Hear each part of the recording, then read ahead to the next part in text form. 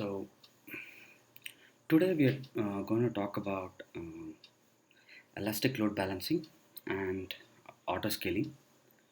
So basically, elastic load balancing achieves fault tolerance, and it gives us high scalability and performance. So let's see some of its features and capabilities. So elastic load balancing automatically distributes incoming application traffic across multiple targets. So targets can be EC2 instances, they can be containers, or even IP addresses. Now they have come up with a new feature uh, which makes which can have lambda as a target as well. So basically, it can handle traffic within an availability zone or even across multiple availability zones. So let's understand uh, uh, its capabilities. So basically, it is elastic in nature, which means that it has it can scale all by itself. So it is fully managed. Uh, Elastic load balancers are uh, completely managed by AWS. Hence, uh, depending on the traffic, the elastic load balancer would scale up and down internally. So you don't need to manage the elastic load balancer once you create it. So it also gives security in terms of a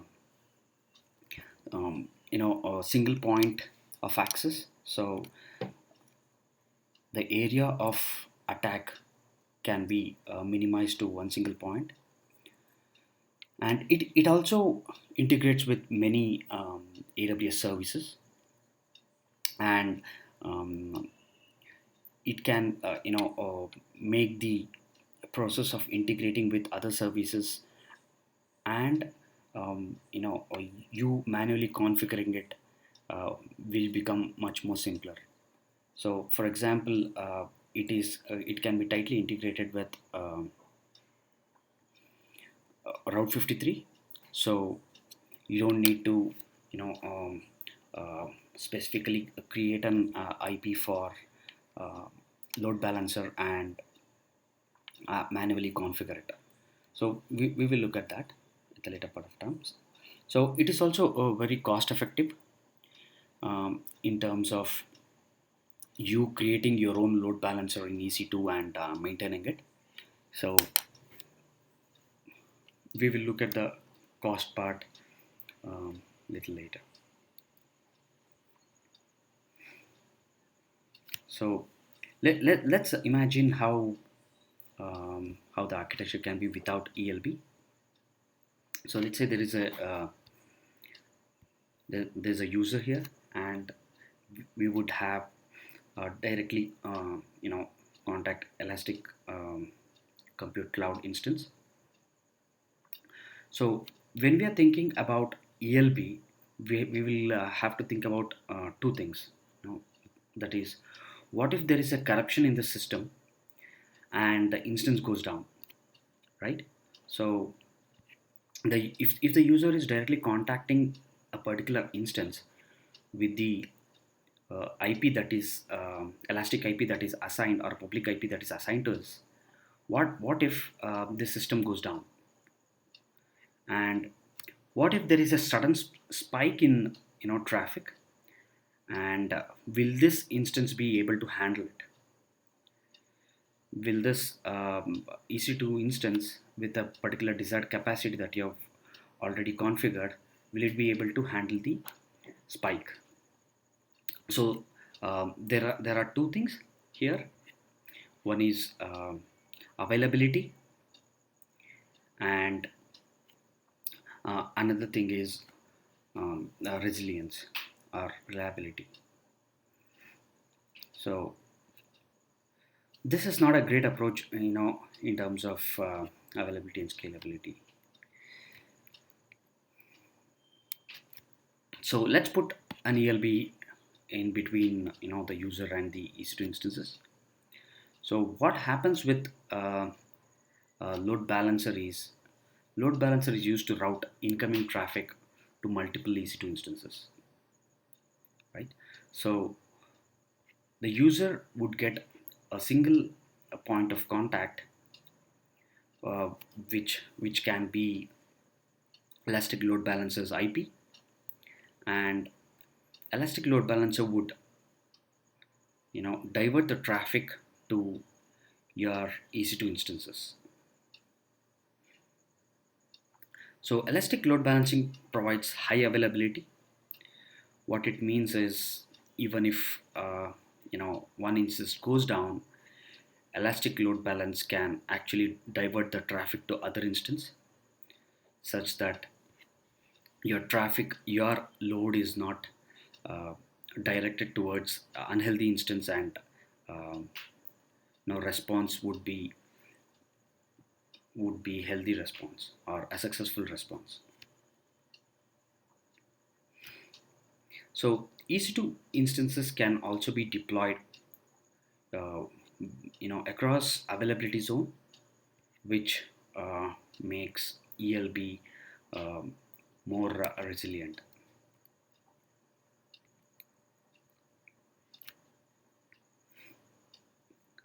So let's understand some of the aspects of elastic load balancing. So elastic load balancing automatically distributes traffic across multiple targets. We understood that part. So basically it is used for distributing traffic across multiple targets. So it also does health check. So it also checks whether our instances are healthy and route the traffic only to the healthy instances. It also protects against fault tolerance. So if there are any EC2 instance failure, if there are any the whole of availability is a failure itself, then it can handle the fault tolerance. So as I told earlier, it is fully managed. So it automatically scales load balancing capacity needed for the application traffic. It's a single point of contact for your clients. Although this can be backed by Route 53 DNS server. So this also provides protection against DOS attacks, denial of service attacks.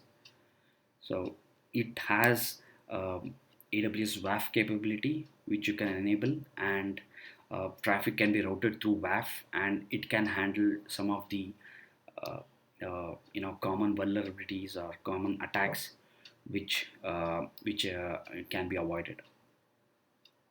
This actually reduces the attack surface for the internet facing services. And what you can do is you can keep the EC2 instances in the private subnet.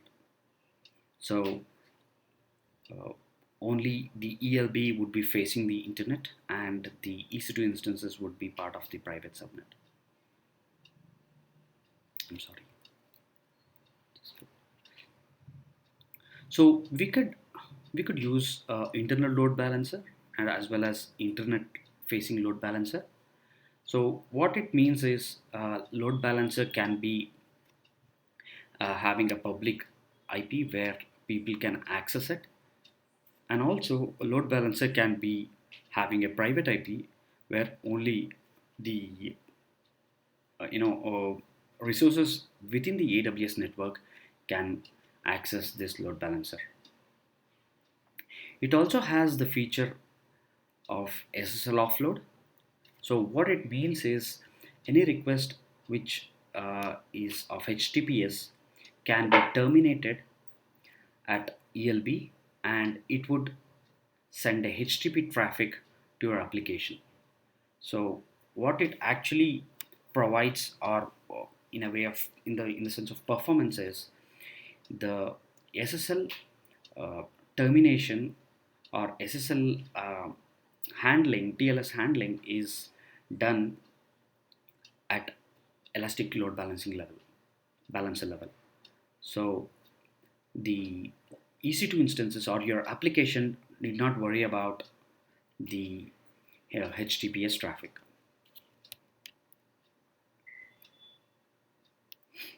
So before we go further and understand elastic load balancer, let's understand the OSI model, you know, at a very brief level. So there are seven layers of OSI model. So application layer, presentation, session, transport, network, data link, and physical layer. So application layer mainly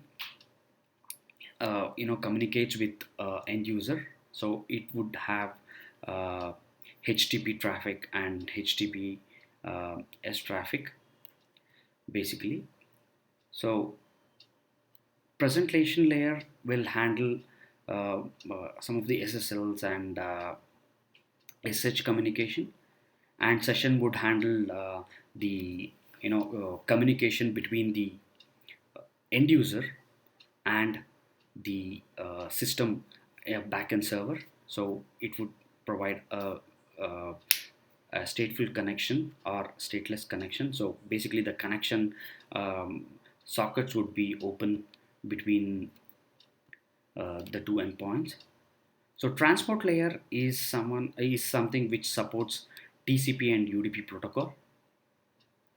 So HTTPS, all these protocols, HTTP, HTTPS, are basically uh, part of TCP protocol. So uh, the data which is sent from HTTP or HTTPS would go through different layers of this OSA model, and finally, you know, it would go through physical hardware or optical fibers, and it would reach the server again. So starting from endpoint, that is custom client, it goes with application presentation in the order of this to physical layer, and again from physical to application, uh, other side of the server. So mainly what we are trying to understand here is we need to understand the application layer and transport layer, because there are different load balancers which are built on these two layers. So let's understand those two layers in a little more detail. So when it comes to layer 4, it supports TCP and incoming client connection bound to server connection. So there are no headers modified. So whatever the request comes is sent back to the uh, to the server without header modification. Source IP is preserved in the header. So we have something called as proxy protocol, which prevents this source and destination IP and port to the request, and this is available in HA proxy. And when it comes to layer 7, uh, or load balancers, it supports HTTP and HTTPS traffic. So connection is terminated at the load balancer, and header, it might be modified, may not be modified, and X forwarded for header contains client IP addresses. So the backend application can actually uh, you know get the um, source IP traffic. So let's say we have VPC architecture where we have EC2 client, EC2 instance, and we have a firewall of security group and network ACL. So, and on top of it, we would have these load balancers. So when we can actually use the security group and network ACL to block the source IP's CIDR range. So it's very helpful in terms of when the source IP is forwarded as along with the request.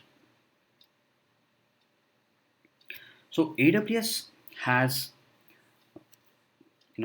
three kinds of load balancers.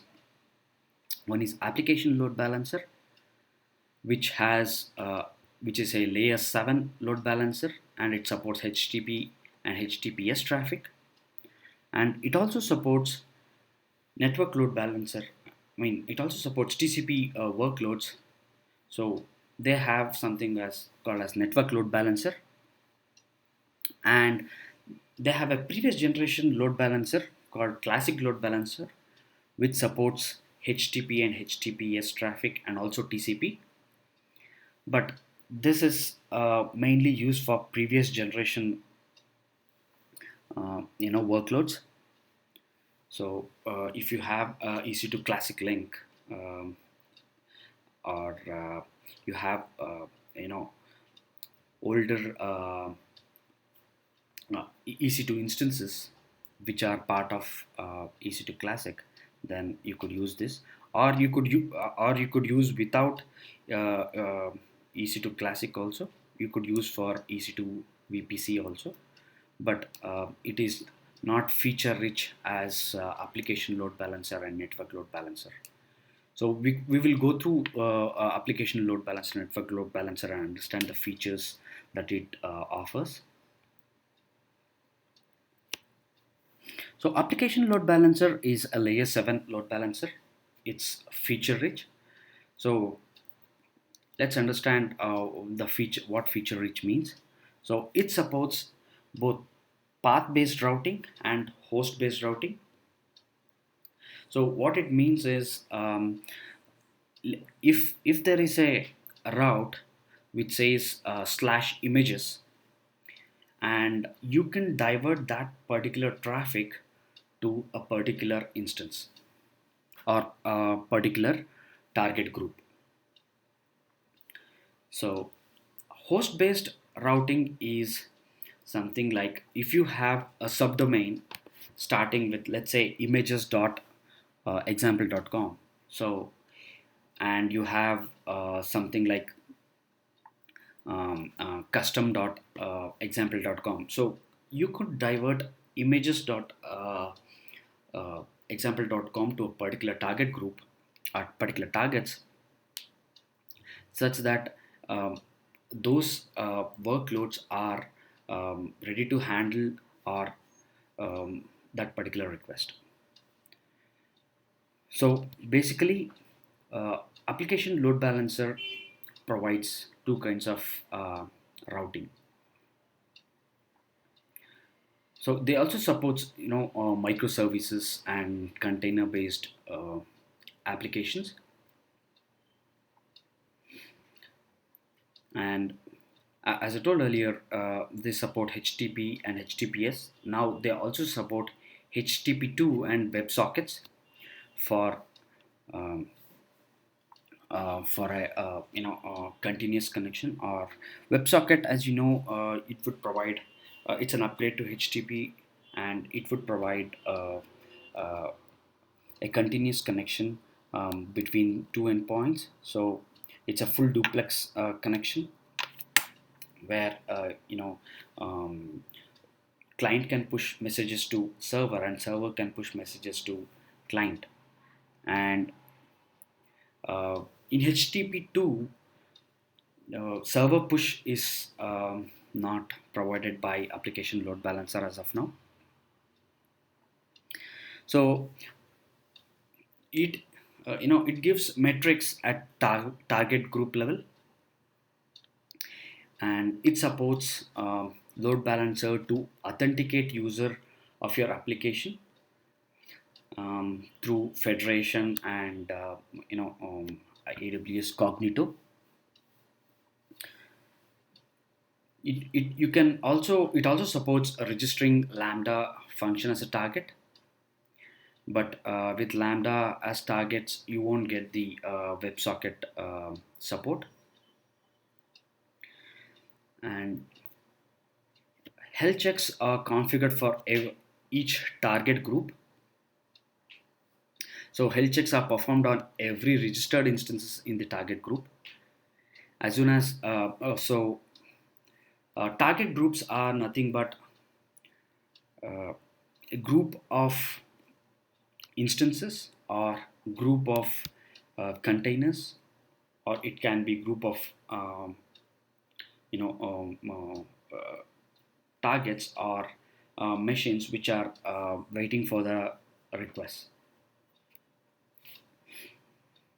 So you need to specify subnets, and one subnet per availability zone for load balancer nodes, and you can assign security group for load balancers.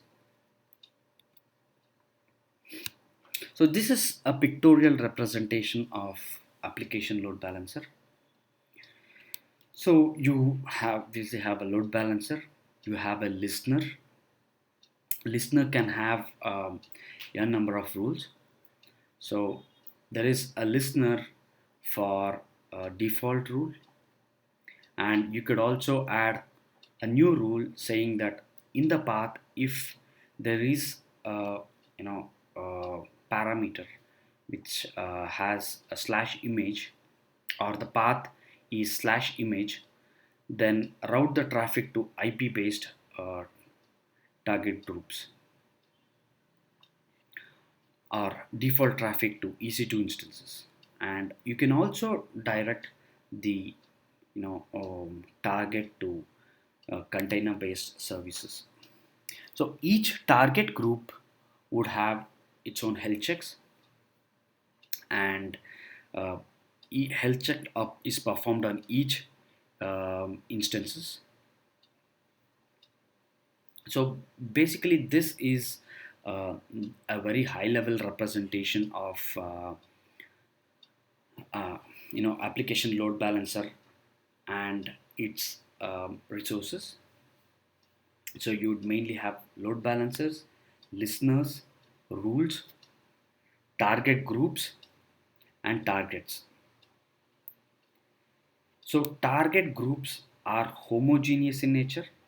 What I mean by homogeneous are like target groups can contain only EC2, or only IP addresses, or only uh, you know um, container services. So basically, it cannot be a mix of EC2 instance, IP address, and ECS, or in any combination. So basically, they are homogeneous.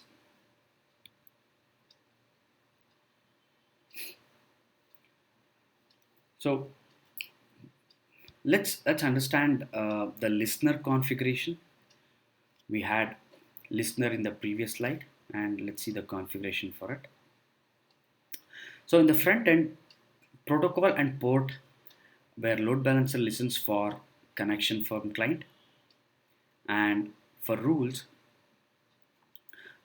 basically routing rules based on condition, priority, and target groups. When condition is met, request is forwarded to specified target groups,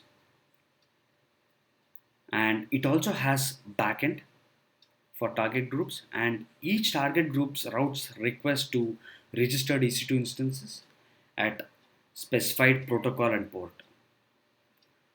So each listener can have front end and back end. So the front end can be basically what it is listening to, and back end is where back end is basically a target group where the request is routed to. And EC2 instances can be registered with many target groups. So, but there will be a variation of port numbers, because different applications would be running in the different ports. So what is content based routing? So routing based on path or host field in the HTTP header is what content based routing mean basically. So it supports multiple domains using in a single load balancer, and it can route each path or host name to a different target groups, right? We understood that part. So let's understand IP as a target. So we can use any IPv4 address from the load balancers VPC CIDR range for targets, within this load balancers VPC. So the CIDR range has to be uh, same within the for the targets which are part of the VPC load balancer. And the you can use any IP addresses from uh, 164 slash 10 range, and any private IP addresses. So these are basically for targets which are located outside load balancers VPC. It could be other VPC which is peer to the existing VPC, or it could be EC2 classic VPC, or it could be uh, uh, you know a target which is on premise and which could be reachable through direct connect or VPN. So for those targets, it is as well advisable to have these IP ranges. So mostly used when migrating, this particular model, that is the IP range, is mostly used when you're migrating from your on-premise workload into the cloud. So what you could do is you could still have your instances in your on-premise environment, and you could have AWS ELB resource or a service which can direct traffic to your on-premise instances. So slowly you could move those instances into the cloud. So before moving the whole lot of instances into the cloud, you could take a migration path of directing the traffic to the on-premise workloads. So another limitation is you cannot register the IP addresses of another ALB in the same VPC. So this is a limitation. And if the other ALB is in a VPC that is peer to the load balancers VPC, then you can register the IP addresses. And there is also a way you can use lambda function as a target. Please check this link. It would be same as EC2 load balancer, but you might have to specify the ARN of the lambda. So basically, you wouldn't have to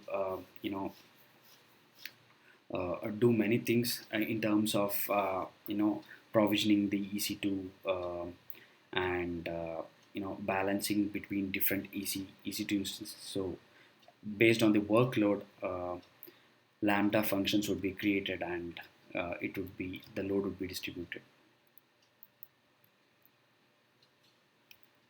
So let's understand how classic load balancer work. So simple.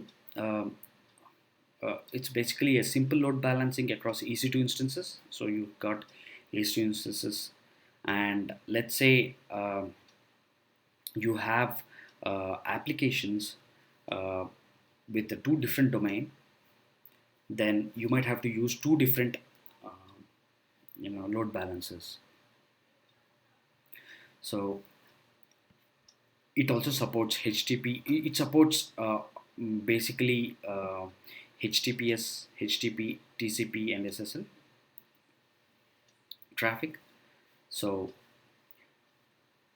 It supports both layer 4 and layer 7 load balancer. So this was built prior to application load balancer and network load balancer. So they had a common load balancer.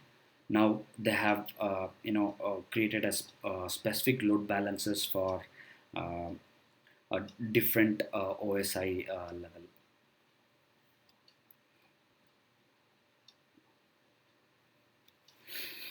So we already went through the content-based routing in ALB. So this is how this is a pictorial representation of uh, the content-based routing. So if it is slash orders, then it would go to this target group. If the path is slash images, it would go to another target group. Basically you can have multiple services behind ELB.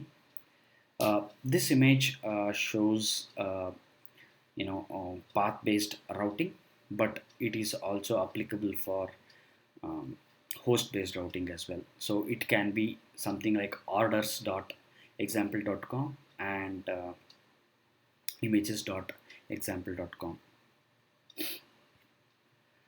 So with this, what happens is when you compare to elastic load balancer, manageability becomes simpler because you don't have to have two ELBs for based on the content, and it becomes cost effective as well because we are paying only for one load balancer instead of two.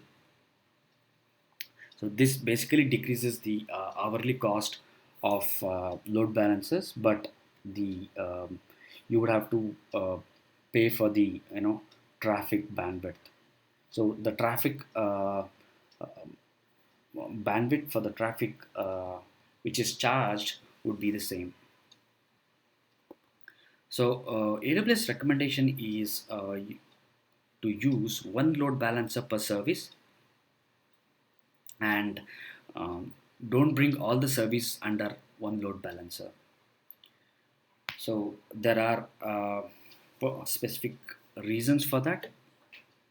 What might happen is you might end up growing the too many rules, and there is again a cap for some cap for the rules, but but there is a limitation for the number of rules, and how the manageability becomes uh, complex. So basically, the recommendation is it can be per service or per team, something like that. But it has to be it should not be something like one ELB for all, right? Because even though it is able to handle all your requests, it can scale up to any size, any number of requests. You would get advantage of the first few requests, the free tier, if you create more ELBs. So the first 10 rules will have which is provided for free, and any rule beyond 10 would basically charged, and each rule multiplied with the number of requests would become a very costlier a model. So try to keep if the rule is going beyond 10, then it is advisable to have another ELB.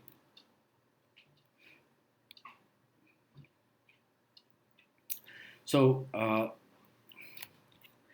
they have come up with ALB has come up with a concept called redirects, which you don't need to handle. So you can just configure it however you want. So these are the use cases that we can achieve. So HTTP can be redirected to another HTTP with a different port. Let's say it is something like HTTP slash example.com.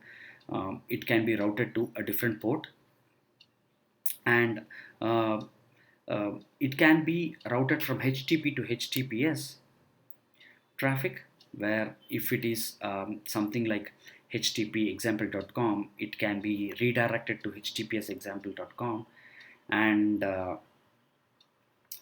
it can be processed.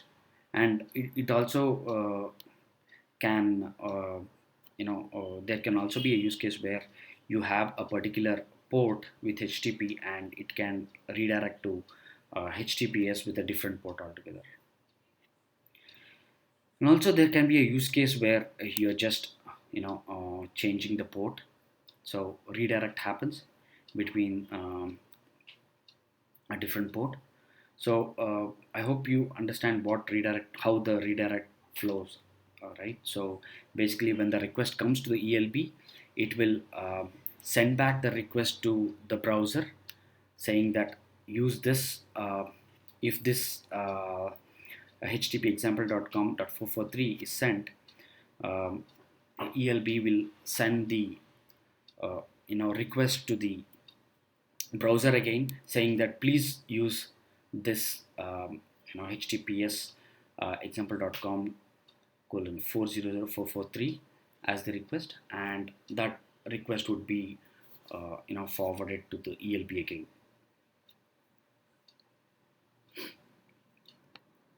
So it also supports native IPv6 support.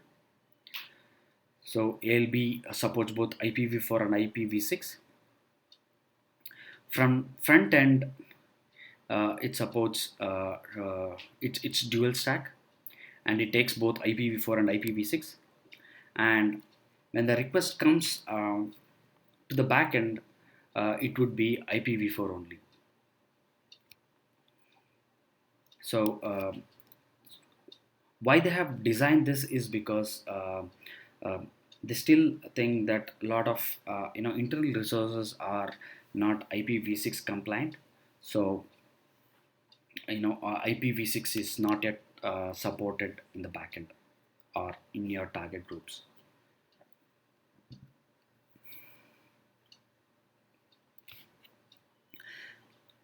Let's understand how basically managing TLS in a legacy model. So TLS is transport layer secure. So basically how HTTPS connection works. So the user asks, basically with a domain name, user enters a domain name, and domain name goes to domain DNS servers. It would send the um, IP, and through HTTPS it contacts instances, and during that the administrator of that application would have created a certificate with the certificate authority and would have deployed in hosts. So basically the HTTPS connection can happen, right? So the drawback with this is the admin of the application has to generate the cert from a certification authority which is signed, and it has to be deployed in the each two instances individually. So this model brings a lot of complexity in in terms of managing the cert rotation basically. So he need to manage when it expires, and there are certain you know operational issues if it is not managed properly. So that can be handled by deploying the certs in load balancers. So that is provided by AWS. So what you could do is, a user could actually, it follows the same path as before. Get the IP address or communicates with Route 53 DNS server, and um, try to establish a HTTPS connection. But this time, admin would get you know uh, the certificate and deploy it in the ALB. So basically, who admin who has IAM access can only deploy um, the certificate on ALB. This gives huge amount of security in terms of deploying the certificates. And going further, AWS also provides a service called AWS Certificate Manager. This is basically a AWS version of Certificate Authority. So administrator can actually create or request for a certificate, and that certificate can directly apply to application load balancer. And um, everything happens seamless here in terms of certificate rotation, or maintaining the expiration of the certificates. And AWS Certificate Manager is a free service that is provided by AWS. So it's a great feature to to be used if you are looking for seamless integration with certificates and also its manageability.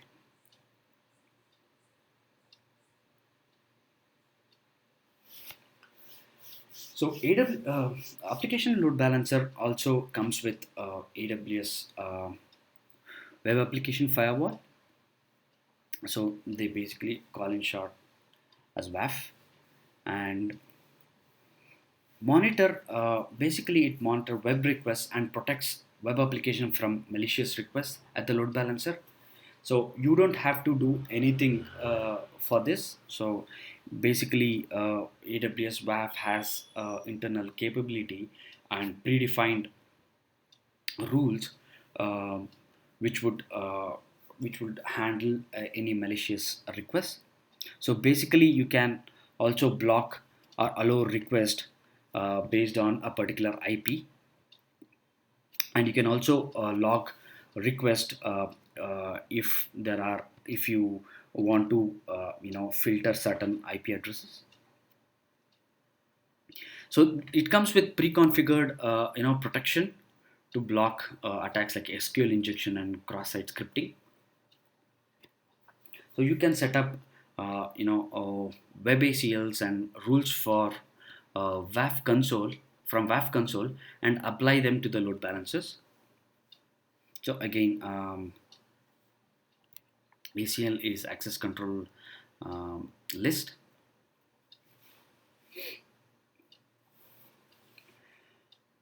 So let's understand this particular feature, which is very useful in terms of enterprise level. So this is server name indication, call it SNI. So basically, you can apply, multiple certificates TLS secured for TLS secured applications.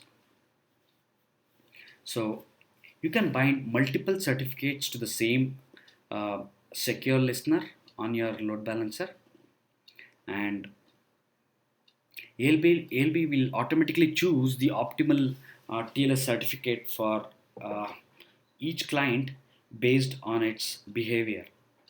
It can be different kind of clients which are out there, and based on it can be based on client device or kind of request that's coming in. So it would apply a different TLS certificate, um, and it would optimally choose it. So it supports for both RSA algorithm it uses actually, and ECDSA algorithm internally in finding out the optimal certificate for your client. So this is the algorithm used.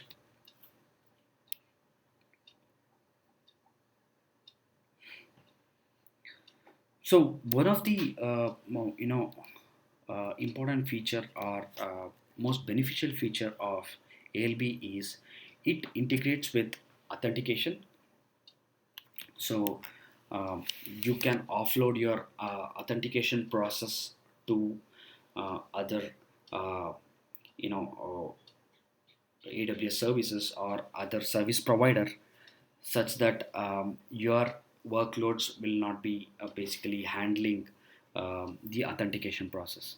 So authenticated users can access your application, and it basically supports OIDC, basically OpenID Connect compliant IDPs, and um, yeah, it authenticates with social identity integrations with Amazon Cognito. So you could use Cognito to authenticate the requests, and basically Cognito supports OpenID Connect and SAML. So SAML is basically at the enterprise IDP level. So SAML, you could read more about OpenID Connect if you're not aware of it. So basically, uh, it's a standard protocol now for standard authentication protocol for OAuth2 specifications.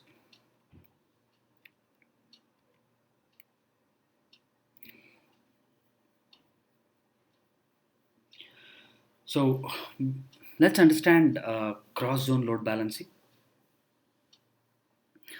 So for fault tolerance, EC2 instances should be distributed across two or more availability zones.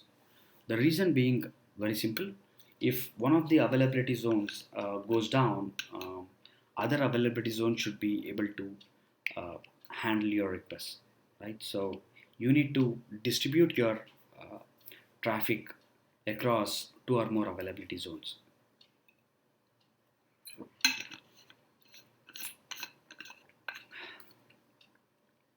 So cross zone load balancing controls how traffic is distributed across availability zones and instances within availability zones. So let's understand what happens when you enable the cross zone load balancing and when you disable it. So if you enable cross zone load balancing, it distributes traffic evenly across each two instances in availability zone. What it means is, let's say in availability zone A you have three instances, and in availability zone B you have two instances. Each instances would receive 20% of the traffic, that is one fifth of the traffic. And default mode for application load balancer, this cross zone load balancing would be enabled. If you disable this, let's say we disable cross zone load balancing, what would happen is, then the traffic would be distributed uh, between the two availability zones with 50% mark. So what it means is 50% of traffic goes to two instances in availability zone B, and 50% of traffic goes to availability zone A, which has three instances. So there is uneven distribution of traffic within availability zones, but evenly distributed per availability zone. So it is always advised not to disable this cross zone load balancing, but if there are a particular reason for that, we could go for it.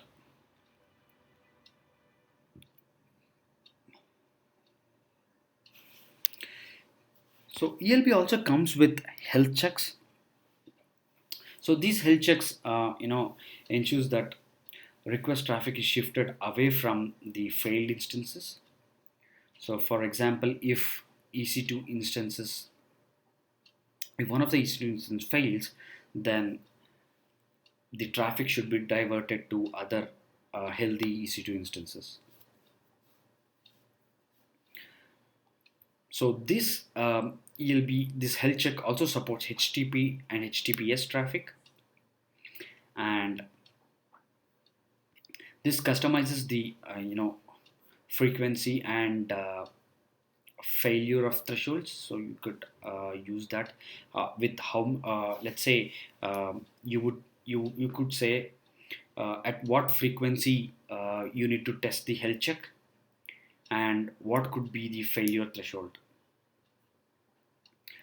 So you could also you should basically consider the depth and accuracy of your health checks. So basically what it means is uh, don't place your health check route URL too deep within the application, such that it should not take more time to respond. So um, you could customize lists of successful response code to whatever response code you want between 200 and 300. So you could get the health check failure details with the help of API and management console.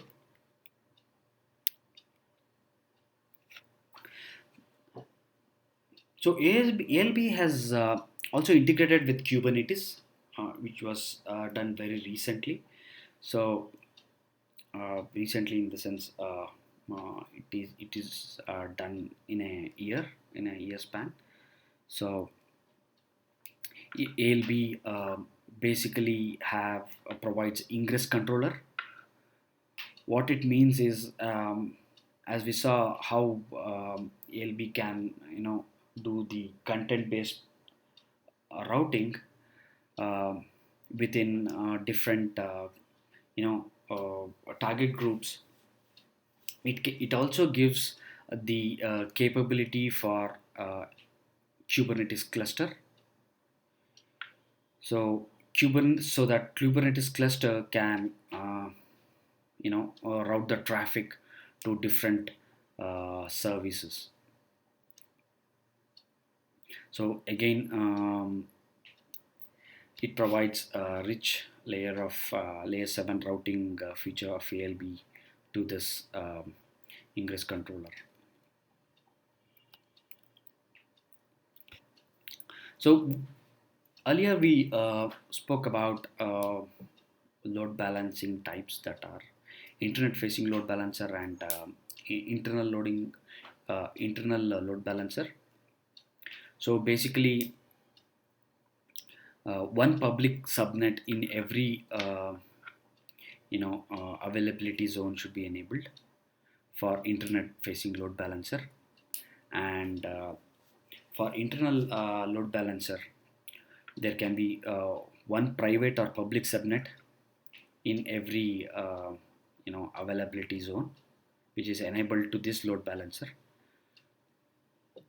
So basically you would enable availability zone for load balancer, and within the availability zone you could set the public subnet or private subnet.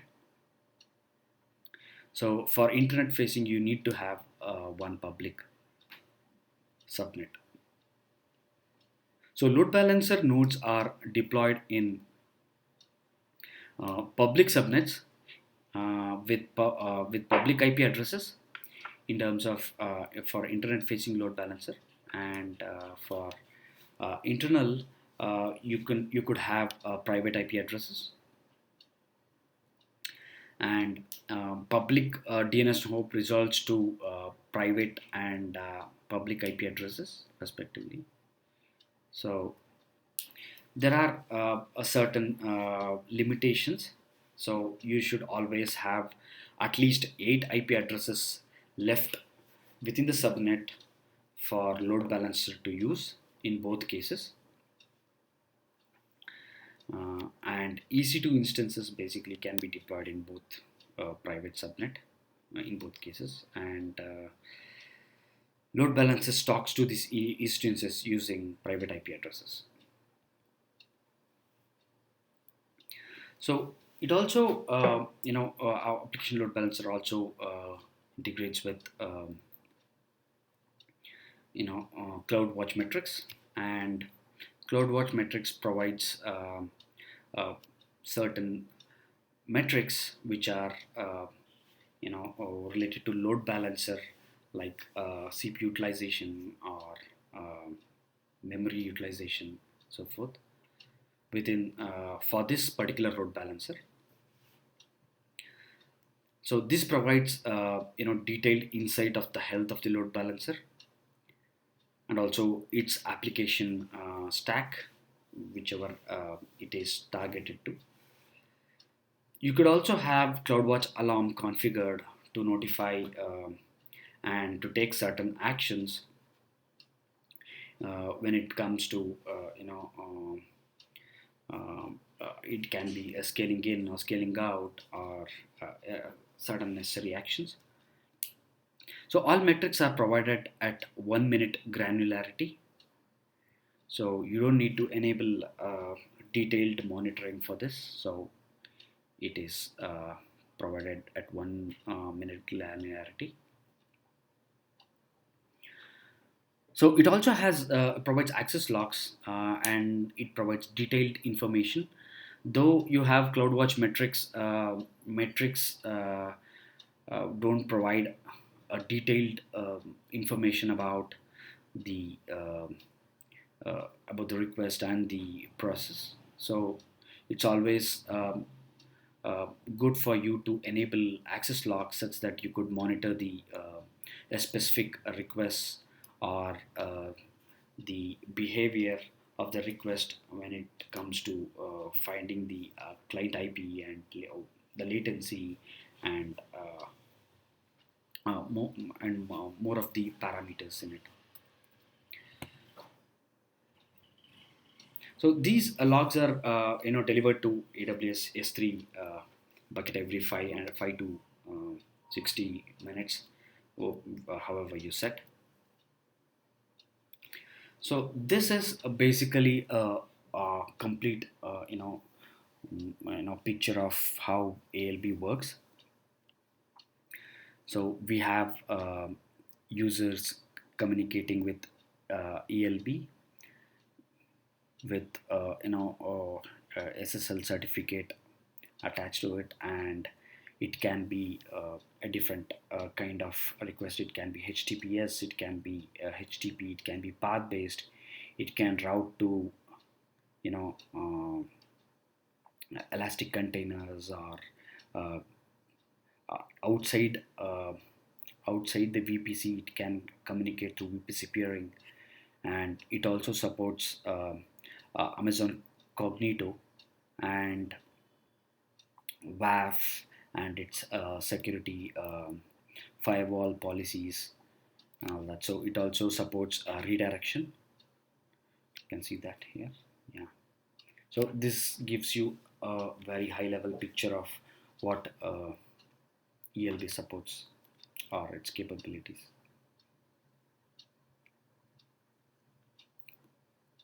It's very easy, or so the migration strategy for ALB from CLB is, basically you need to publish the LCU metrics. LCU basically means load balancer capacity units.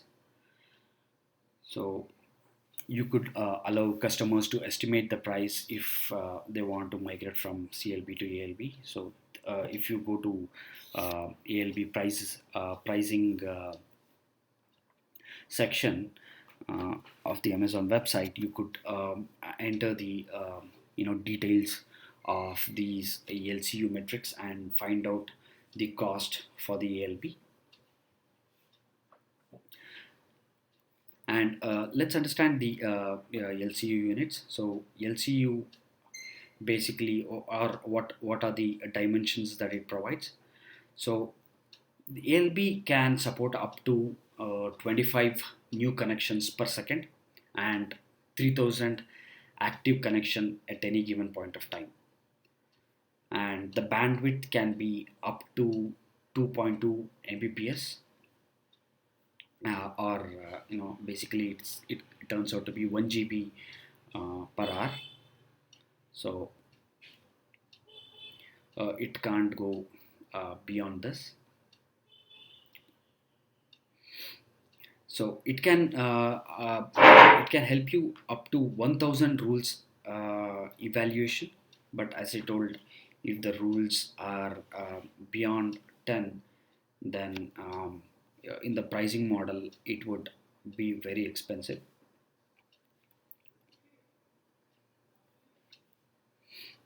So basically, whenever the price is getting calculated, mostly it would be based on bandwidth dimension most of the time, but it could be based on any of these dimension, but whichever is at the higher range. Only one would be used, whichever is at the higher range. So we understood the application load balancer. Let's quickly understand the network load balancer. So application load balancer was feature rich and it provided content based routing, but network load balancer is basically designed for connection based load balancing. So it would separate anything which comes under TCP and UDP protocol, and mm, it provides high performance. Basically, if you're looking for millions of requests per second, then you would go with high you would go with network load balancer. It is basically built on top of something or AWS has as a technology called hyperplane, which is which provides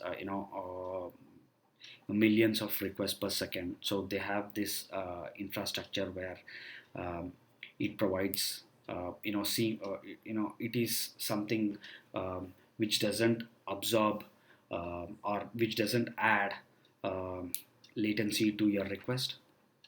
It provides ultra low latency. So this network load balancer also supports static IP, and you could achieve it through elastic load balancer. Sorry, elastic IP, by assigning it to it. And it is ideal for application which are long running connections. Mainly, you could say that any streaming applications or video conferencing, you would choose the network load balancer because it provides uh,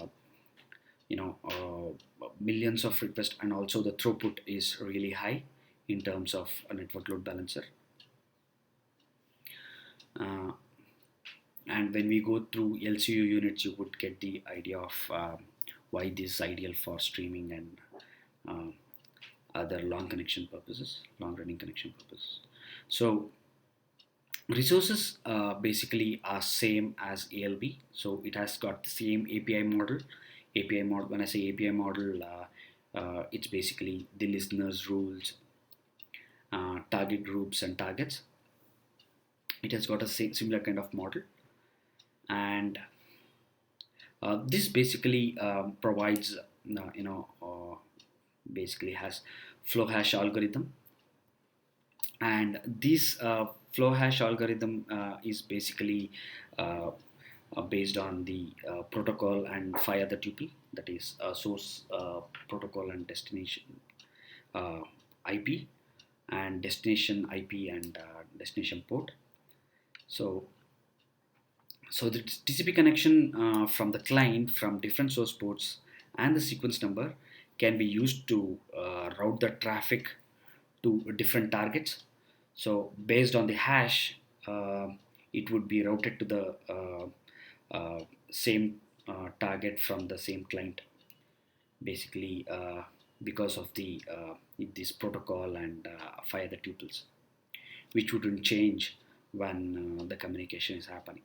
So the route, the connection between the client and the host would uh, be always the same.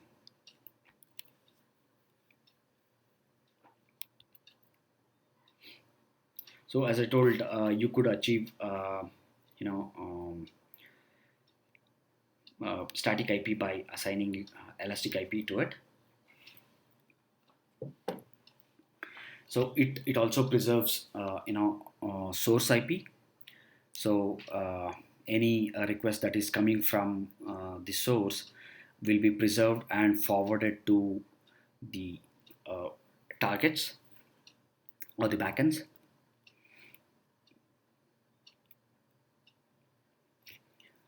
So here is an example of NLB with firewall architecture. So basically, you have firewall uh, workloads, which is uh, you know um, uh, which is having NLB as the front end, which is internet facing load balancer, and you also have some other web server workloads which has NLB with internal load balancers. So both has auto scaling capabilities. So this is just an arrangement where you could see uh, internal external facing load balancer and internal load balancers. So this is one of the use case here. What it how it help with this arrangement, you can actually, with the firewalls, you could block based on the geo IP or based on the source IP. You could block the request, and mm, the endpoint for your um, or the source point for your web servers would always be your NLB. So if you need to allow add firewalls and proxies, you could use NLB. So it also has a similar health checks, which is very similar to application load balancer. So here is an example of there are two NLBs in different availability zones. If one of the instance goes down, the Route 53 will make sure that requests are not going through this NLB because the ES2 instance is down.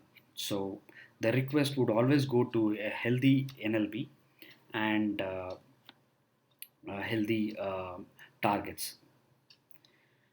So this is one of the availability zone failover strategies that it provides. So it also provides CloudWatch metrics for NLB, which is very much similar to ALB, and the capacity or traffic metrics are um, some of them we should probably note, that is active flow count and new flow count. So it basically says how many new connections are happening and how many active connections are present, and what is the number of byte which is being processed. And you could also monitor the healthy host count and unhealthy host count. So compared to ALB load balancing capacity units of NLB are quite different. So you could see the you could have up to 800 new connections per second, and there can be up to 1000, 1 lakh active connections, and you are charged only for one of the dimension with highest usage over the hour. So basically, NLB is ideal for high throughput and long-lived connection type applications. So here are the price ranges that are available. So application load balancer and network load balancer are almost same. Uh, Only there's a change in LCU hours, and both are 10% cheaper than classic load balancer. And uh, in network load balancer, data processing charges is 25% cheaper compared to ALB or CLB. So here's a bit of comparison of different load balancers. So network load balancer doesn't support SSL offloading, uh, and it also doesn't support path-based routing or user authentication. And application load balancer doesn't support preservation of client IP, but it would forward the um, uh, source IP in header tag, and yeah, it doesn't support a static IP or elastic IP neither. So you might have to configure that to Route 53 or use its public DNS. So whenever if you are choosing between the load balances, you might have to see whenever there is a TCP trafficking a VPC, then you might have to go with network load balancer, or you are looking for high throughput or long-lived connections, then you would go with network load balancer. In all other use cases, you would go with application load balancer. And if you have legacy classic networking, then you would go with elastic load balancer.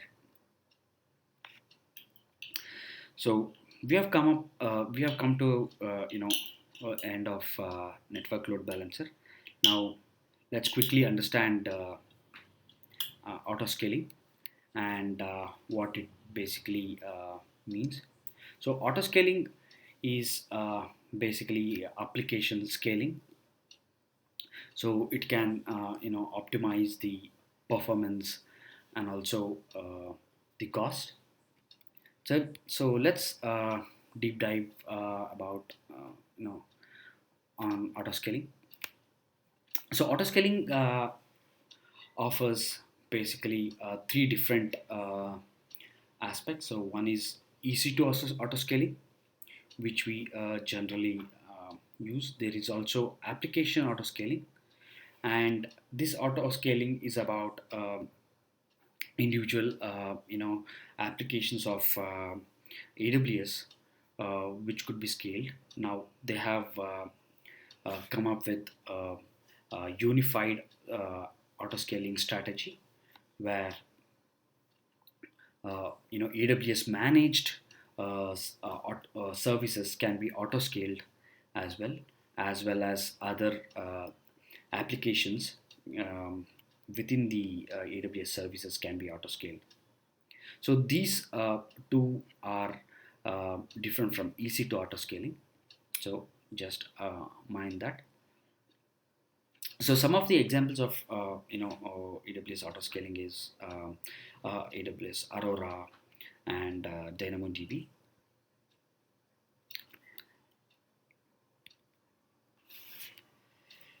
So let's understand at a high level what autoscaling means. Basically, it maintains right amount of capacity for your application based on the work based on the load. So it improves basically a fault tolerance. It can detect unhealthy instances or terminated instances and replace them.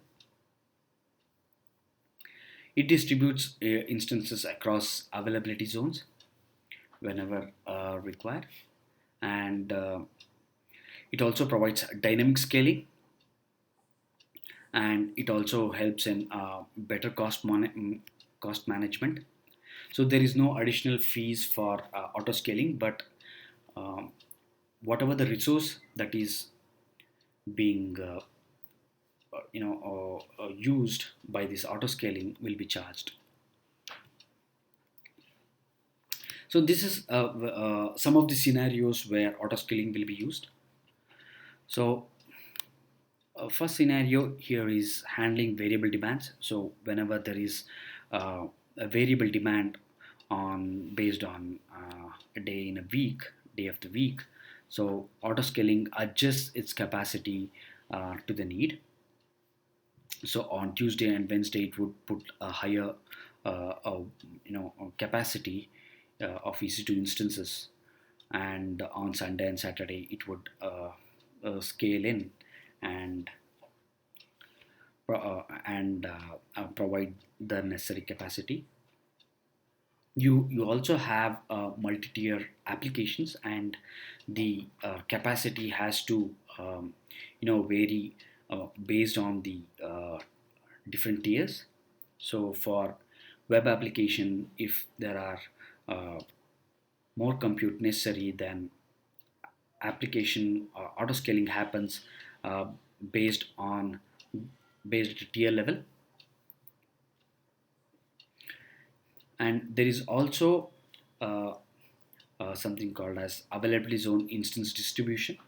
So it is always recommended to distribute your instances across availability zones evenly, but for some vague reasons or because of failure, some of if some of the instances are down, auto scaling can actually manage the uh, distributions of um the EC2 instances within the availability zone. Let's say there are three instances in availability zone 1 and availability zone 2. If two instances in availability zone 2 goes down, and you have a desired capacity of uh, five instances, let's say that. So at that point of time, three instances which are running here would still be running, and another instance would be spawned here.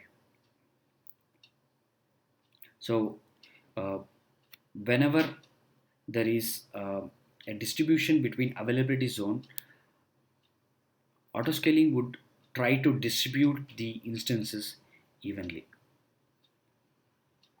So if there are queue-based workloads or requirements where application is publishing a lot of requests into the queues, and you can monitor the request or the queues in the Amazon CloudWatch uh, metrics, and using alarm you could you know publish the metrics, and alarm would trigger the auto scaling event, and auto scaling event based on the alarm, it would either scale in or scale out uh, to scale out of EC2 instances. So whenever you scale in, EC2 instances are terminated. When you scale out, EC2 instances are launched.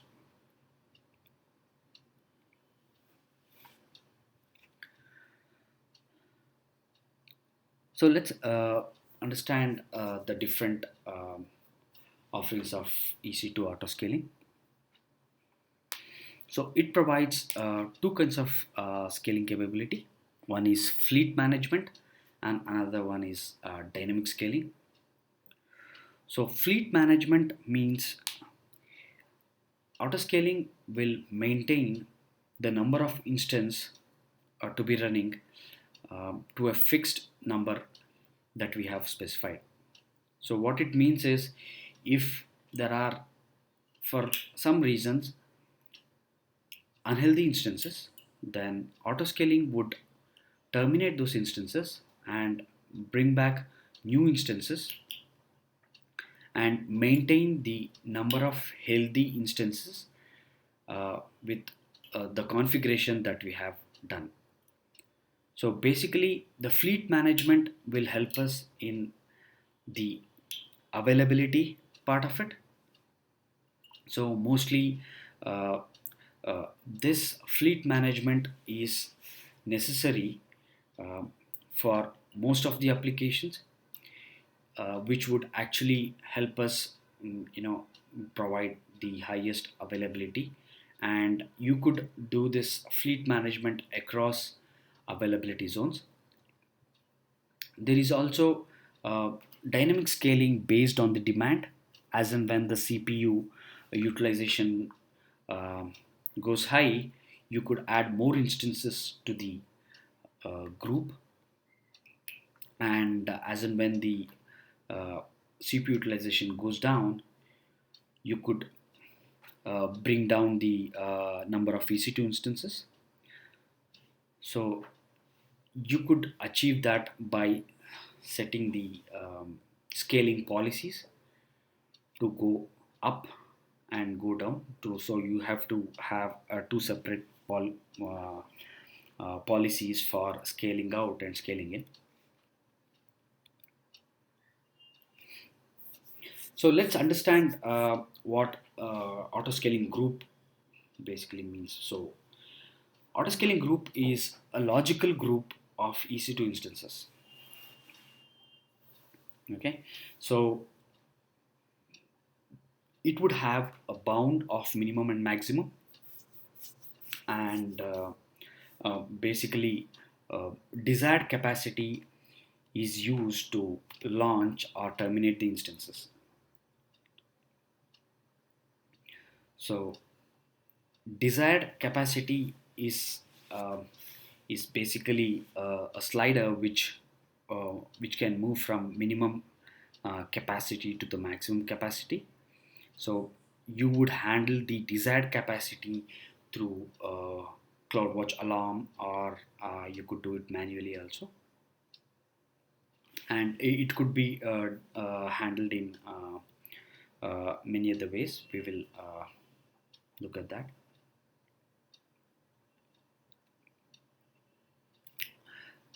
So there is something called as launch configurations and launch templates. So AWS has come up with this new launch template feature, where you could set the launch parameters like instance type, EBS volume, uh, AMI ID, network interfaces, and tags, specifically user data that you need to have, and EBS block devices, and under which placement group it has to be placed. All these configuration are specified and templatized, and uh, using one of the interfaces, console or CLI or API, you would launch those instances. Why do we do this? Is to achieve a consistent experience, and also with this you would get governance, and specifying the permissions to these uh, templates would be much simpler. So let's quickly understand what fleet management provides. So autoscaling tries to maintain the equal number of instances across all enabled availability zones, and autoscaling can rebalance instances when availability zones are added or removed. Let's say if there are two availability zones, and there are three instances running in each two availability zones. Now you go and add one more availability zone, and what fleet management does is it will delete two instances or terminate two instances from each availability zone, and relaunch instances in the new availability zone that we have added. So each availability zone now has equal number of instances, which might be two instances in each availability zone.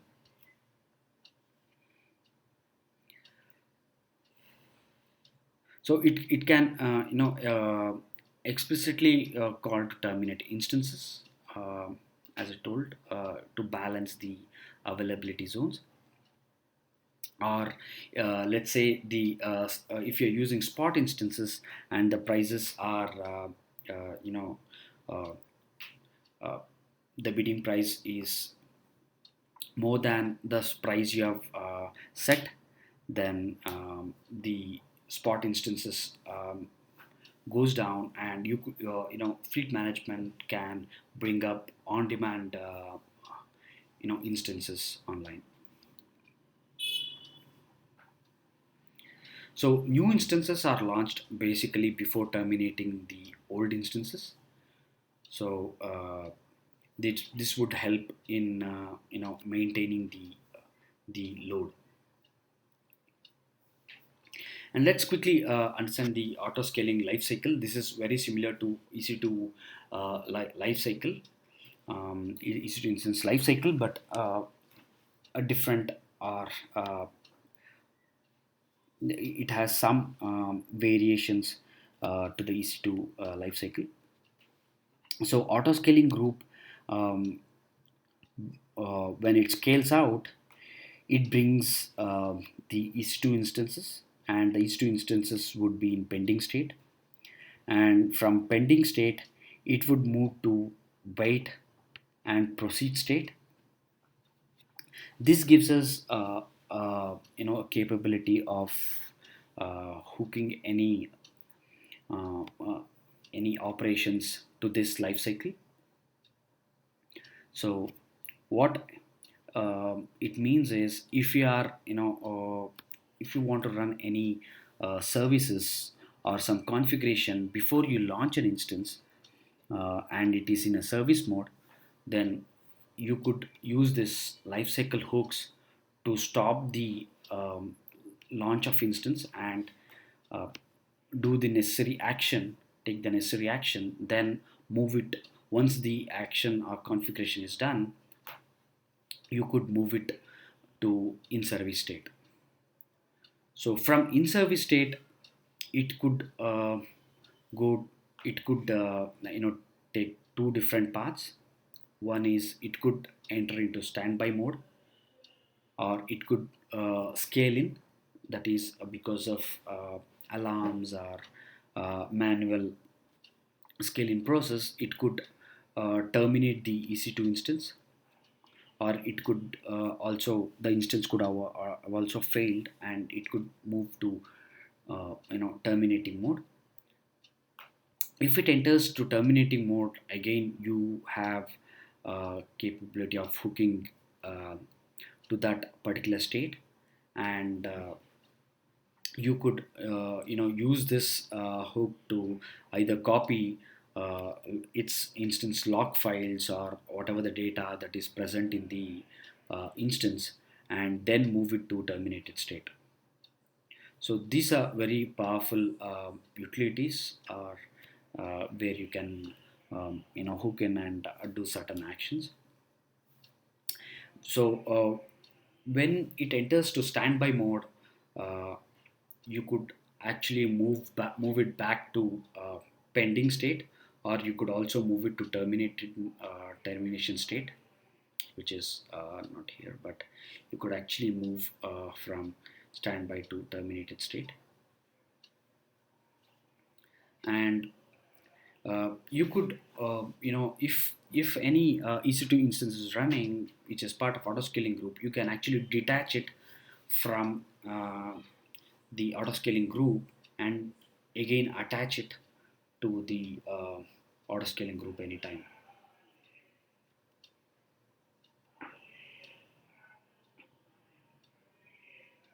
So let's quickly understand what attaching and detaching means here.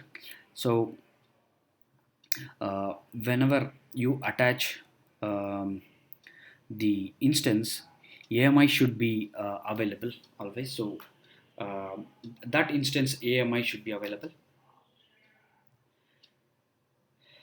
instance is not part of another, in that instance should not be part of another scaling group. Same availability zone, it should be same as auto scaling group. If load balancer is attached to the scaling group, then instance and the load balancer must be in the same VPC. Decide when desired capacity is automatically increased if it exceeds maximum, else the operation fails, and it automatically registers with load balancers if there are any. So whenever you are attaching any um, instances to the autoscaling group, it would be registered in load balancer, because load balancer registers with the autoscaling group. So detaching has a similar effect, converse effect. So basically, when you detach an instance, it will be no, it will not be a part of the autoscaling group, and whenever the desired capacity is decremented, then the instance is detached.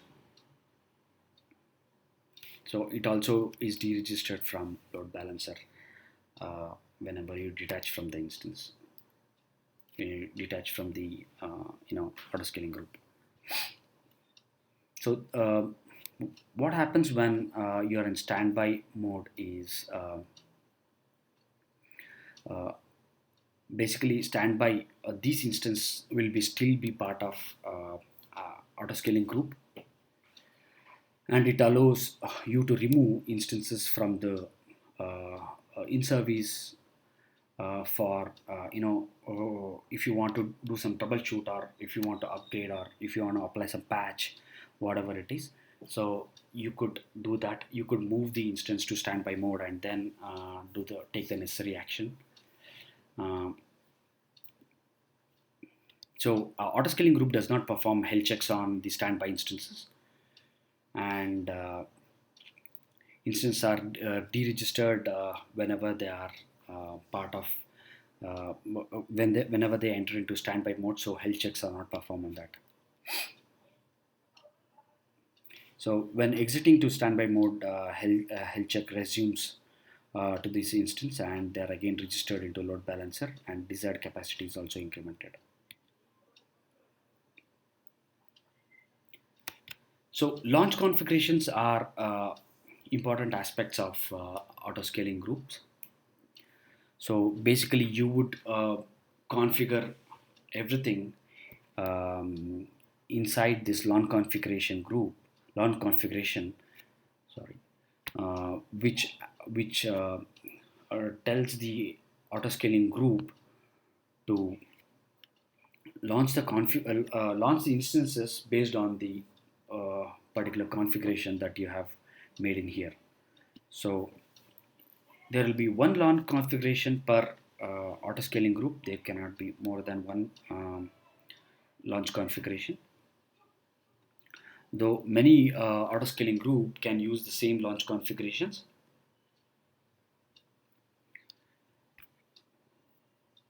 And also the most important factor of launch configuration is you cannot modify once you create the launch configuration. You have to create a new one, copy and create a new one, and use that. There are multiple scaling policy which can be attached to auto scaling group, and generally a scale out policy should have corresponding scaling policy, because otherwise it keeps adding in the instances, and if you don't have scaling, then your instances would be out there, and it would be you know uh, the number of instances or the number of workloads will always be extra if the workloads are less.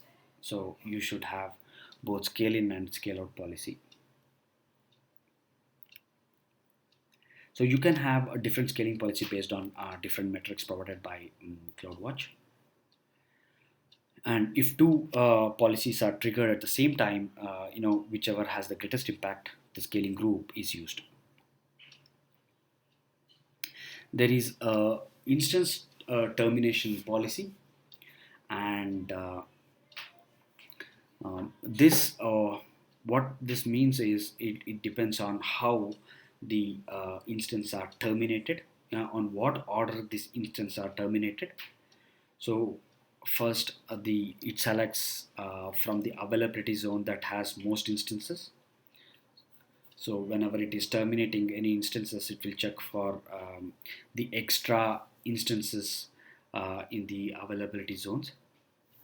Then it selects the oldest launch configuration, which is used, and next it selects the instances close to the next billing hour, so it would save some uh, costs. And it also selects if all of the three are um, equal, and in some cases it might be, so then it would choose a random instance. You could also have instance protection when you are for a auto scaling group level for individual instances, such that whenever it is scaling down, auto scaling group will not choose that instance. But if in any case if it is unhealthy instance, then it will be terminated and replaced irrespective of its instance protection. Instance protection does not apply to spot instances, because those are well, mainly run with the bidding strategy.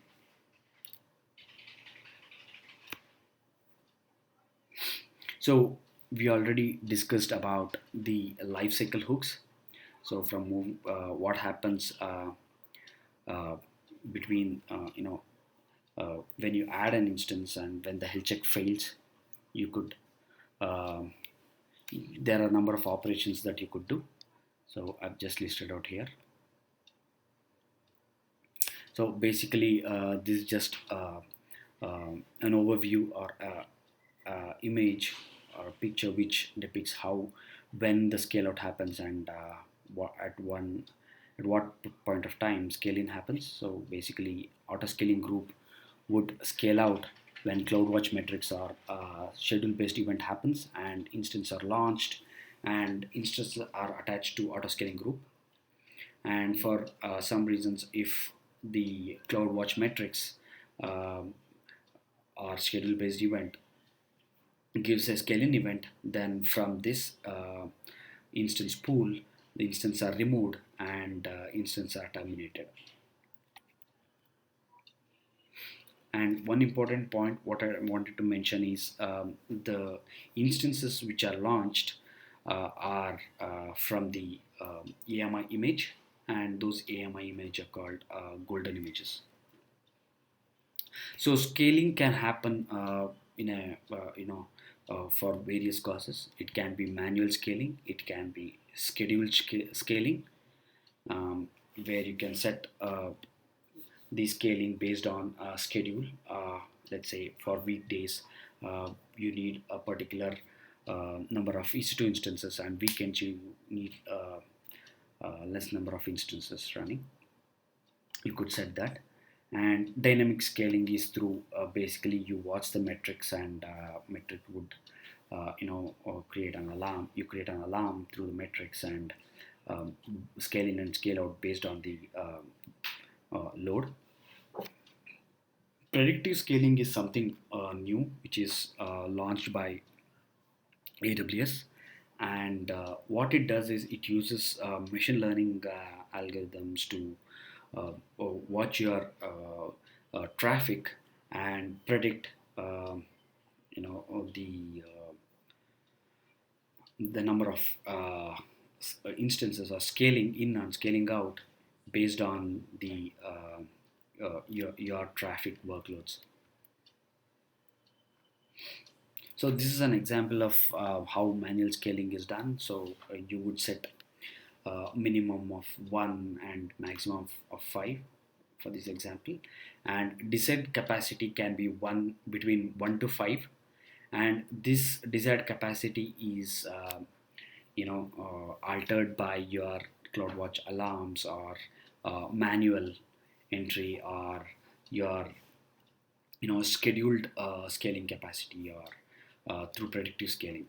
So desired capacity is the knob to turn between minimum and maximum.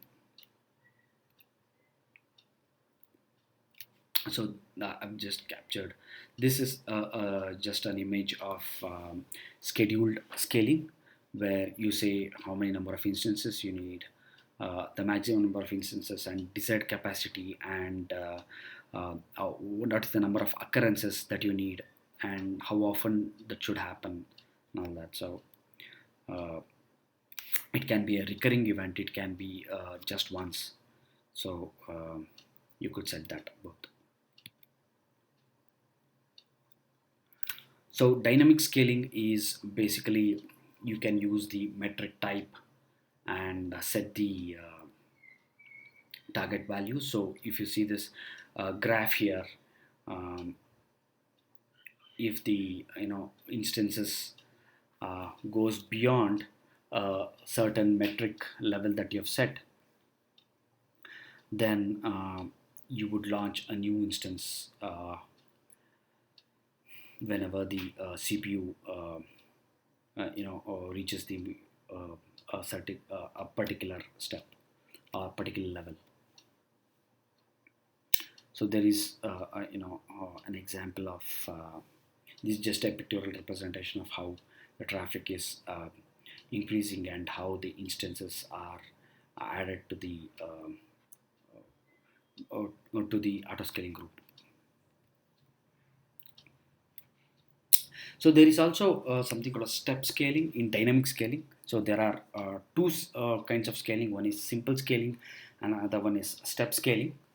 So when it comes to dynamic scaling, so in simple scaling, you saw that how metrics can be, it can watch the metrics and change the instance pool based on you can scale in and scale out based on the metrics. But if you need even more finer granular control, you could use step scaling, and it goes like, if there are 50%, if the CPU capacity is between 50 to 60%, then add 2 instances. If it is 60 to 70%, add 4 instances. And if it is something beyond 70%, add 6 instances. So it would any one of these would be executed. So whichever is higher would be executed. So at any point of time, you would get 6 instances added if it is more than 70%. So same goes with the scaling. So this is just a pictorial representation of dynamic scaling and predictive scaling. With dynamic scaling, you could see the in the workload graph. So the pink basically line represents the number of instances being added and scaled in and scaled out. So basically, this capacity provisioning is done with something called as target tracking. So it uh, checks the flow, and it would flow of traffic, and it would assign. So by the time it reaches this peak, it would have it would take certain amount of time to launch the instance. But by the time your workload might have come down, or your load might have come down. So when it comes to predictive scaling, it can handle such scenarios by predicting the workloads using machine learning uh, uh, and some what do you call, um, models that is built into the system.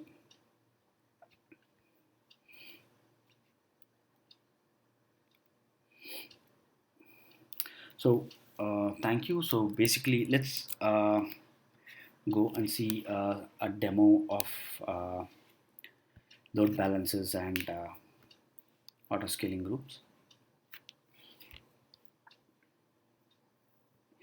So basically, load balancers and auto scaling are done in EC2 service section. So from services, go to EC2, and you would find both uh, load balancers and auto scaling.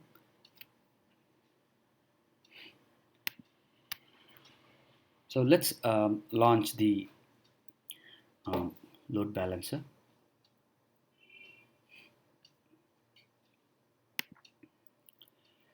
In this case, I would be creating, application load balancer. So let's create internal internet-facing load balancer so we can access this load balancer. And let's give the name ALB um, demo. Sorry, sorry, don't think we can use underscore here. Use something like this. So let's add another protocol as well. Let's add HTTPS protocol as well here, and let's select the default VPC, and we can select as many number of availability zones that you need. But once you provision this, any instances should be part of this availability zone. So any instance outside this availability zone will not be part of this load balancer.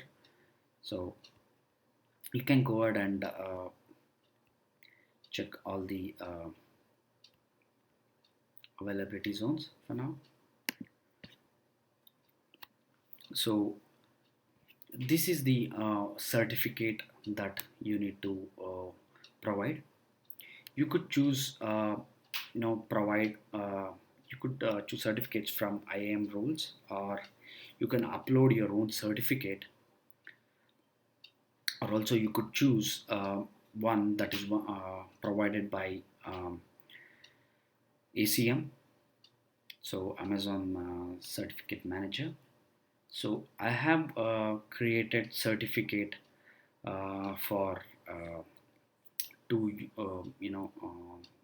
two domain names, but you could always, request for new certificate. I will just show you how it can be done. Just go, just go to this, Amazon ACM, and add your domain name. It can be anything. So let's say I golearn.com, and you can you at the same time, if you have any subdomains, you need to add that as well. Let's say golearn.com,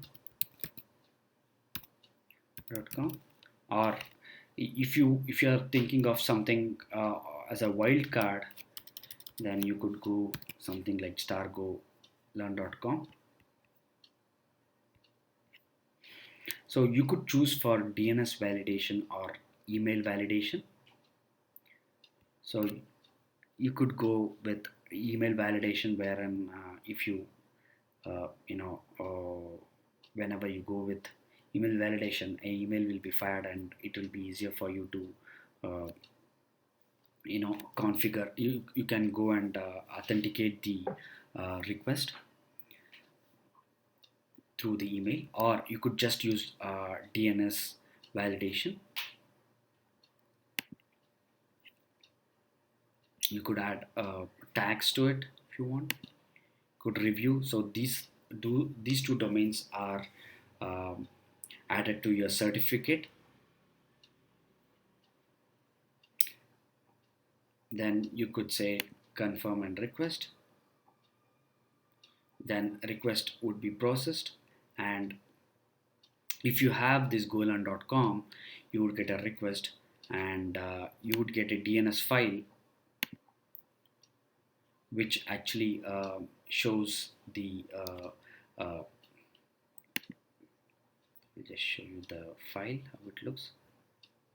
So it would give you the record name and record value. You could use these values in Route 53, and you could just go and configure it. I'll just show you the Route 53 aspect of it as well.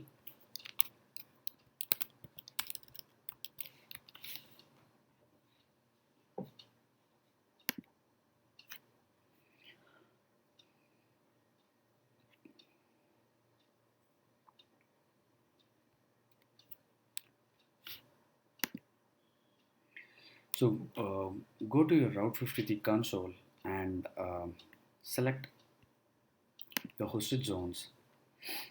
And if you have a domain name, you could go there and select the, you know,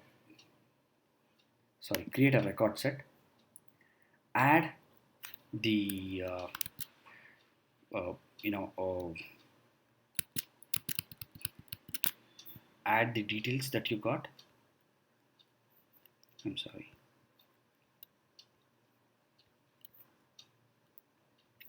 So you need to add this record name, oh my God, sorry, record name here and the record value here, and you can create that. Once you create that, you would get a record something like this.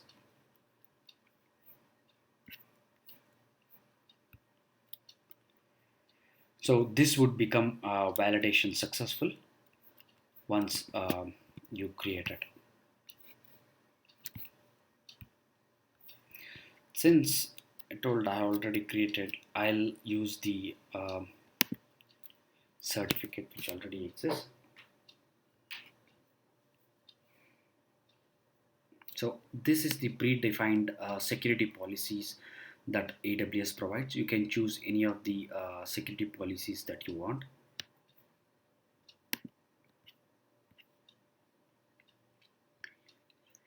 You could use existing security group, or you could create a new security group for ELB. So every ELB will have its own security groups.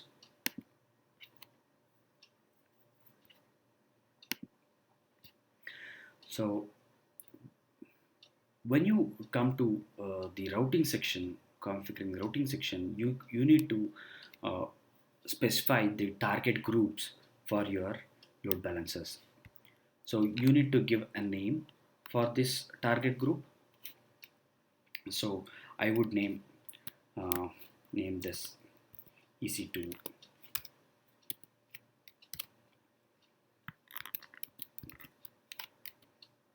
demo. Sorry, can't use underscores. So the target types can be instance or IP or Lambda functions. The protocol can be HTTP or HTTPS protocol. So health checks are monitored here for your default route path,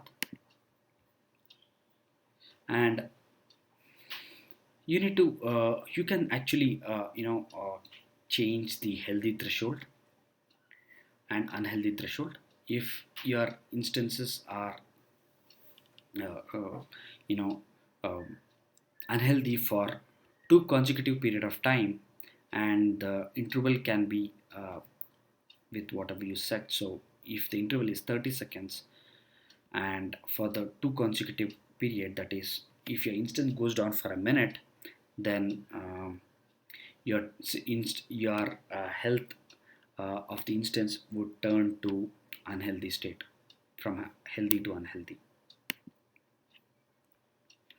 You could add register the targets in the available running instances. Let's add these instances. So these are uh, uh, two instances which are running in the backend. Don't mind the security groups here.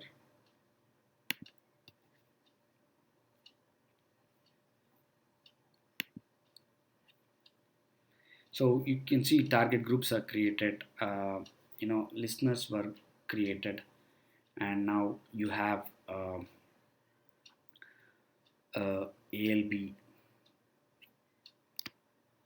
there. So we created this uh, application load balancer. We have got listeners here with HTTP 80 and HTTPS. What we could do is we could configure this DNS. This is a DNS name provided, so it is still not uh, working. So this is an A record which is provided, and let's go and check the target groups. So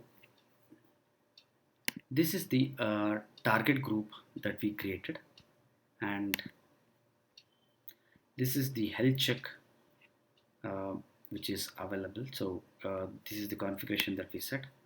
So you could see this the status is still initial.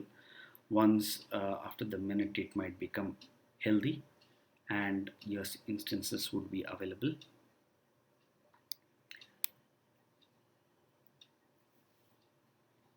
So basically when you're having load balancers, configuring the load balancers, you would have to, you can independently configure uh, target groups and attach the target groups into um, load balancers.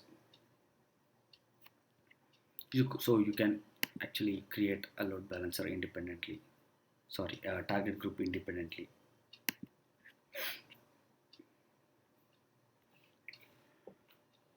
Okay, so let's see what launch configuration means.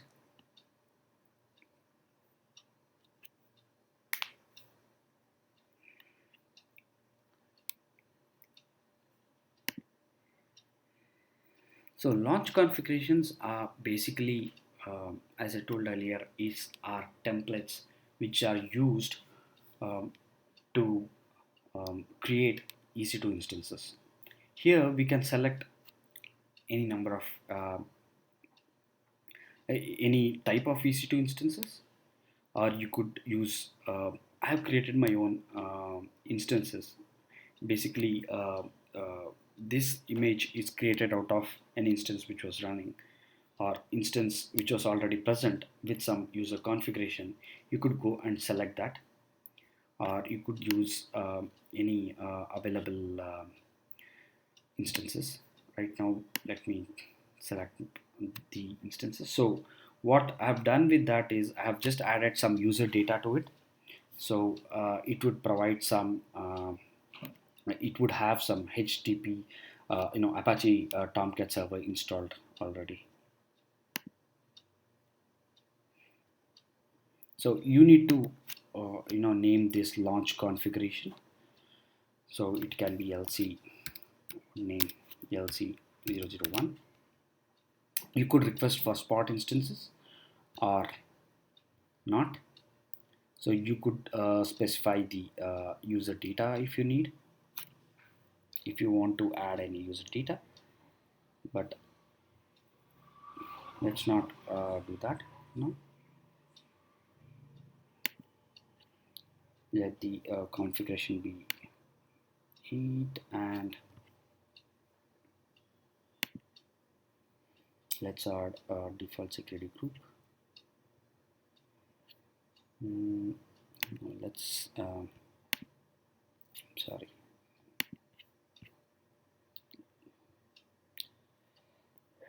um, let's add it for all traffic, all TCP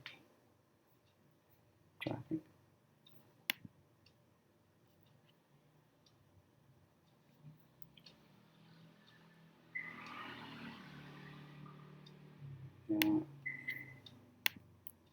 Let's also add, just to be sure, let's add HTTP traffic as well, though that supports. Just wanted to make sure.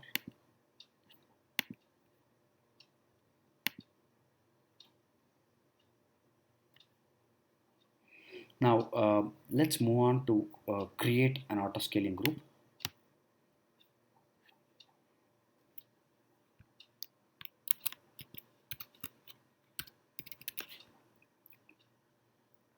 And we have selected a default VPC. You need to select the subnet explicitly, okay? Otherwise those instances will not be part of this subnets. So please select subnets for the respective availability zones. I'm selecting almost all availability zones which are available.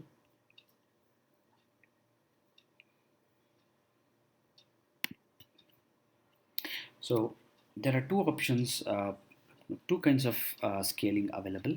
So you could use fleet management, or you could use the dynamic scaling. So let's go with fleet management for now.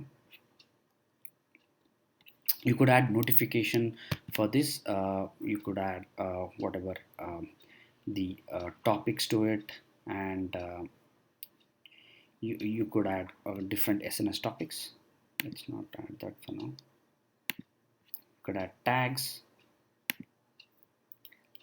and create auto scaling group.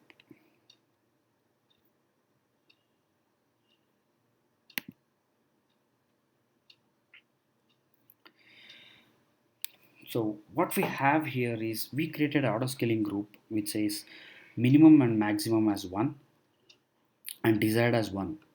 So which means that if we if we if the instance goes down, or if it is in any case unhealthy, auto scaling group will bring back that instance using the AMI that we configured. So let's see the activity. So this shows it's not yet in service.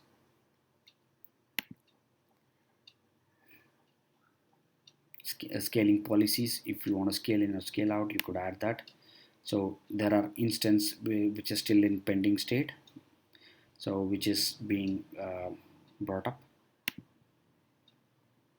So there are no metrics yet, no scheduled actions. So these are the life hook. You can create a life hook for this, life cycle hooks if you need. So let's go back and check the application load balancer, and let's see how it's working. Okay, it seems weird. Okay, it keep running.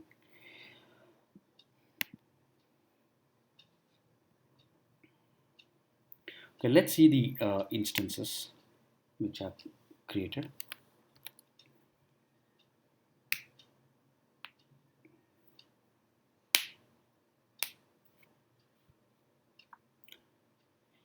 So there are two instances, LC test one instances.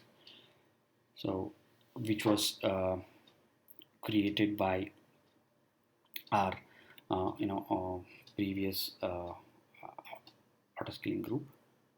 So which is in running state. There is also a new instance which is running.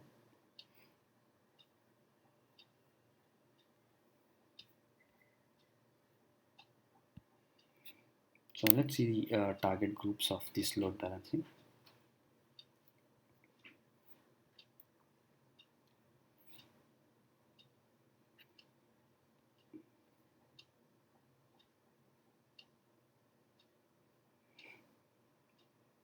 So there are two instances which are still unhealthy, and let's find out.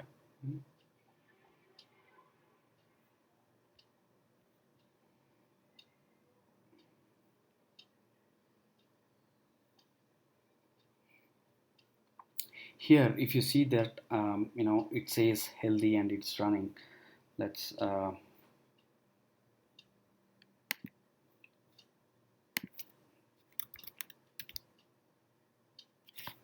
yeah, it is healthy.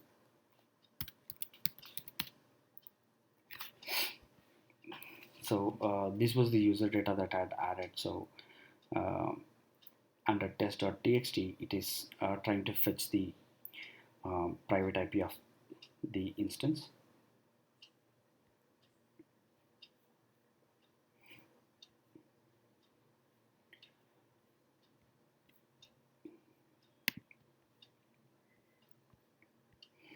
So these two instances are, uh, you know, uh, load balancers are load balancer that we created is not able to, communicate with the uh, targeted, instances. That's the reason this unhealthy status is shown here.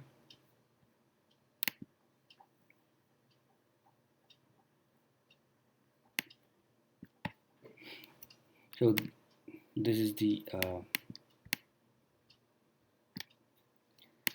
let's see the monitoring part of it. Since there are no requests, zero requests for this.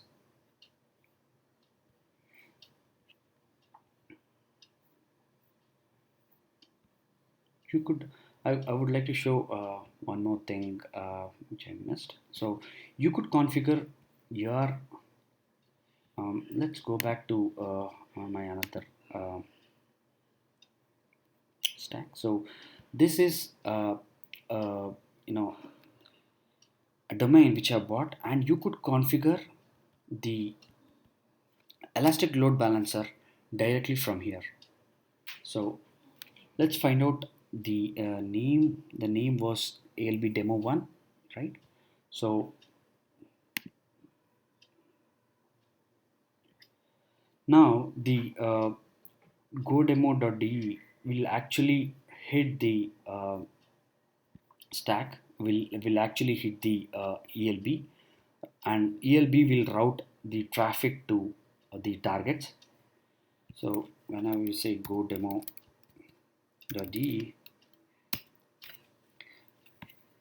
which in this case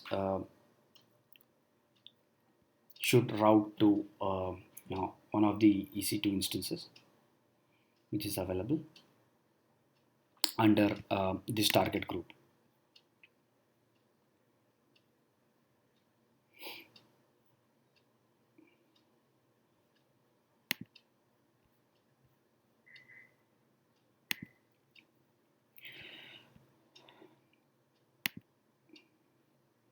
I would like to show at least the auto-scaling part of it. So there is one instances which is running from auto-scaling group. Let's see how it behaves if it is terminated. So this is the instance which is part of auto-scaling group. So I would like to terminate this instance.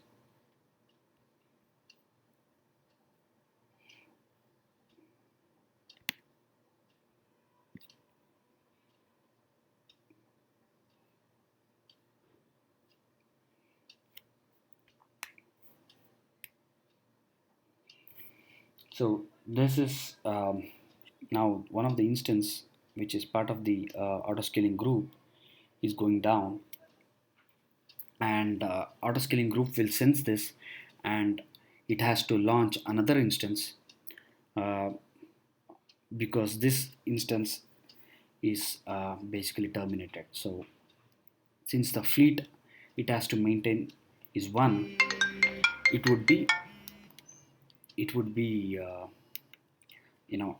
new instance would be new instance would be launched.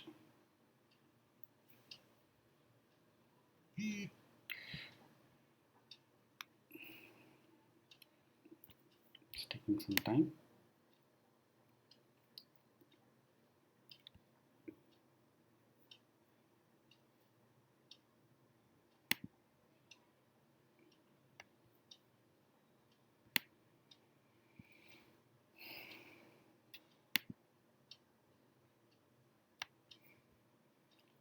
Looks like new instances is not turned back in. Hmm.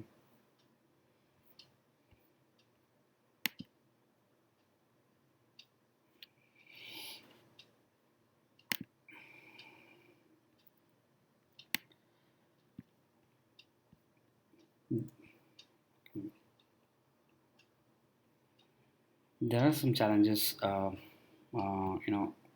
right now for me to make this available. So probably I would produce another video and offline particularly, and send to you on the Slack on on this ELB and target groups, ELB and auto scaling groups. Mm, yeah, I'm sorry. No, okay, okay, yeah. Thanks for your time, Sridhar and Anil.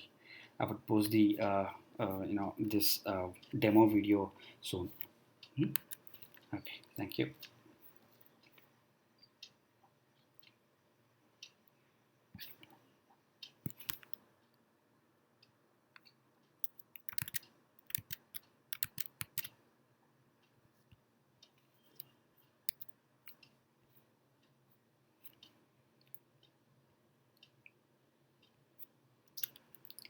Hello, guys, are still there?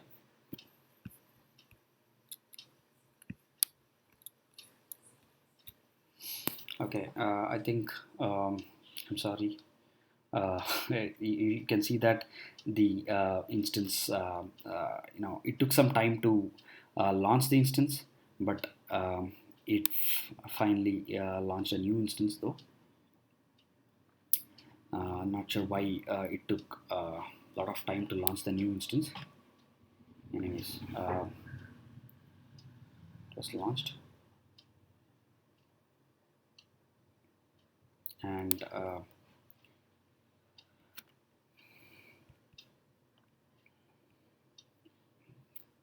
but coming back to load balancers, mm, I would get the video out for specifically for load balancers and auto scaling group. Yeah, thank you.